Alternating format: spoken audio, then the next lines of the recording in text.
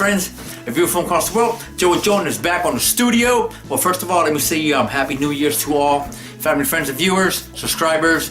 Thank you for your support, for your thumbs up, for your comments. Let me make this video quick and short. Firstly, well, this video, and I'm gonna explain something here real quick too. Truck driver is not for everybody. Okay, it's not for everybody, and it begins with the physical.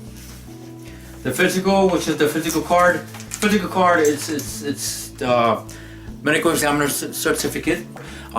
It's paid for with your employer, or you can pay for it yourself. It's about $90 plus.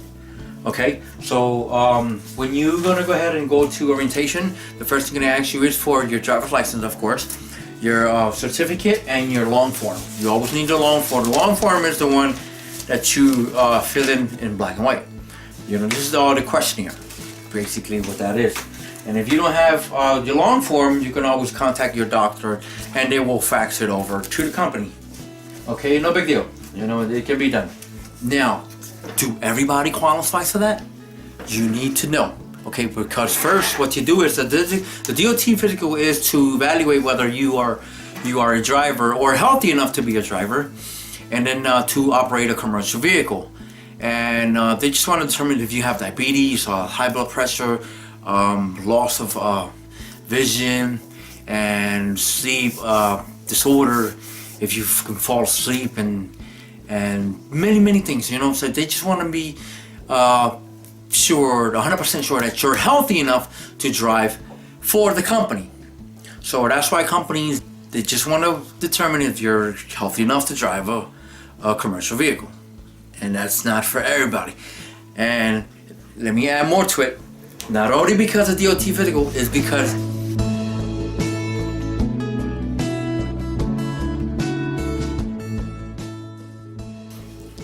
if you're a family man, that's one thing too.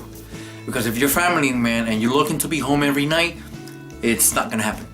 It's not gonna happen that fast. It can be done, but not as fast as you think. Okay, a lot of these companies, a lot of these recruiters, their job is to get you in.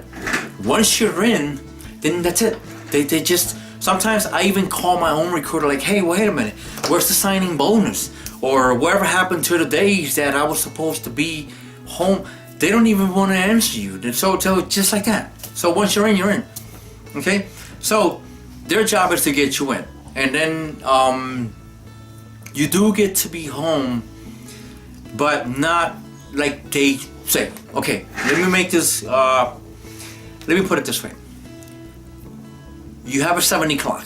I'm gonna explain this real quick. Okay, you have 70 hours. In 70 hours, you're gonna drive, and then 10 hours, you're gonna drive 60 hours, and then the 10 are like breaks here and there. Okay, so normally it's a 6 day.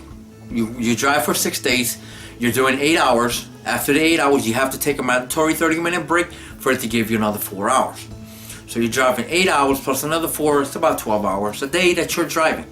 Okay, just about. Okay, you know, without counting the breaks or how many breaks you take. Okay, so once you burn out the clock and you have like 10 hours left, that's when the 34-hour kicks in. That's when you do the 34 hours. That's when the company tells you, oh, you'll be home every week.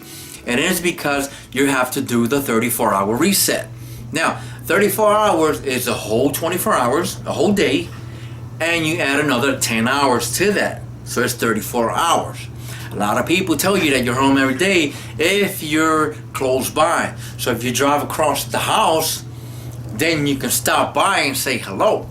But if you're not like close to home, then you're not gonna be home every day.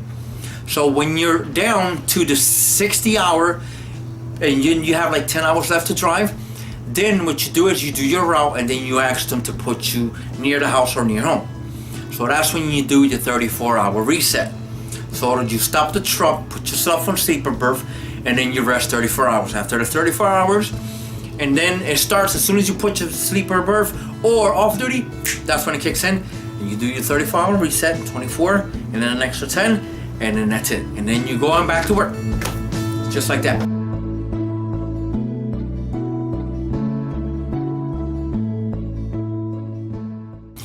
all these small companies, there's a lot of companies, small companies, they always require for you to have 2 to 3 years experience driving. Why? Because the company's a small company and they cannot afford to have you have an accident or crash their truck.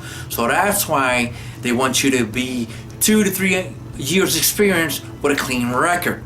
Okay? Now these big companies like Swift, Sierra England, they just, hey, you're in.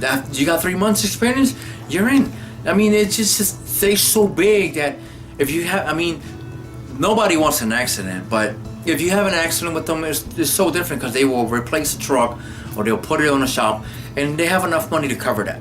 But these small companies, they don't want to do that. They don't want to go through that. Some companies have 20, 30 trucks and that's it. So they want a good drive. They want a driver and they want to make sure they give you the keys of their trucks, and they don't want you to crash their trucks. So that's basically the bottom line. So just be careful out there and just make the right decision. Think about it, and again, just it can happen. It can be done. Just drive safe, be safe, fly safe. I love y'all. God bless y'all.